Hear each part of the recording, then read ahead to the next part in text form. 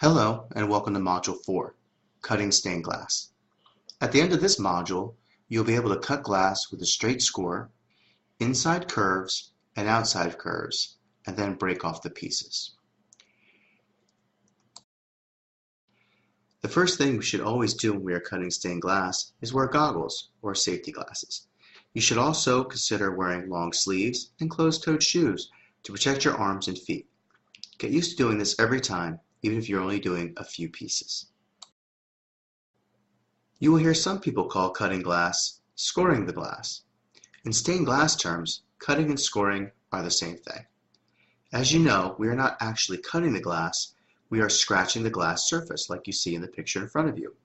And we're doing this with a glass cutter, so we can perform a controlled break later.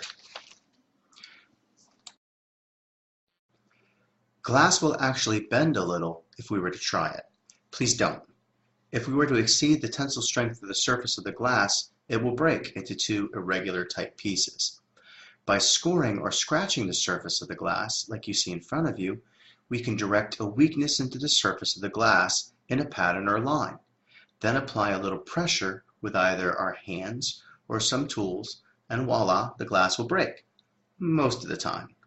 What you see in front of you is a straight score line, and a score line must always run from one edge of the glass to the other. There are many ways to hold a glass cutter. The traditional way is to hold it like you hold a pen or pencil, with the thumb supporting the cutter on the underside. Ensure your glass is clean, or your cutter will lose contact with the glass and skip. If it's dirty, soap and water is fine if your glass is dusty from storage. Making the score requires that the glass be placed on a flat surface, preferably on something soft, like an old towel. Hold the glass as shown with one hand on the straight edge and score the line with about 3 to 5 pounds of pressure. Once you've completed the score from edge to edge, now comes the controlled break. Hold the glass as you see in the picture in front of you, one hand on each side of the score line you made. Place your thumbs parallel to the score above the glass, and the other fingers beneath the glass.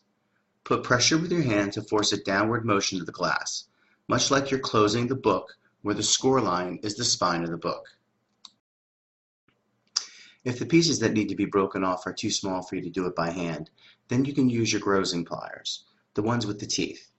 Score the glass where you want the break, and then place the glass on a flat surface like you can see it here on my kitchen table, with the score following the edge of your table. Hold the longer piece with your hand, and then place the Grosing pliers in the center of the score line with the flat part of the pliers on top. With the pliers, push down on the smaller piece, and voila!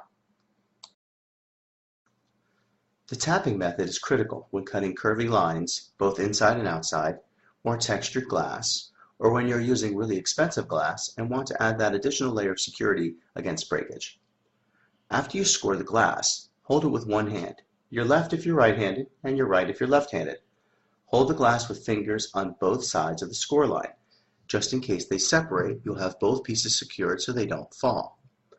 With the score facing you, place the glass cutter behind the glass, and with the steel ball at the opposite end of your glass, tap along the length of the score line, beginning at the top. You will notice the score line changing if your tap is successful, internally cracking the glass along the score lines. Continue the full length of the score line. Now hold the glass as before with one hand on either side of the score line. First, gently move your hands up and down like you're gently opening and closing a book. Turn your piece around and do the same to the other side. As you work the score line, you will feel the pieces starting to loosen up. Finally, break the piece off with a normal downward motion. This may take a little more force than a straight cut. And what you see before you is a successful break of an inside and an outside score line.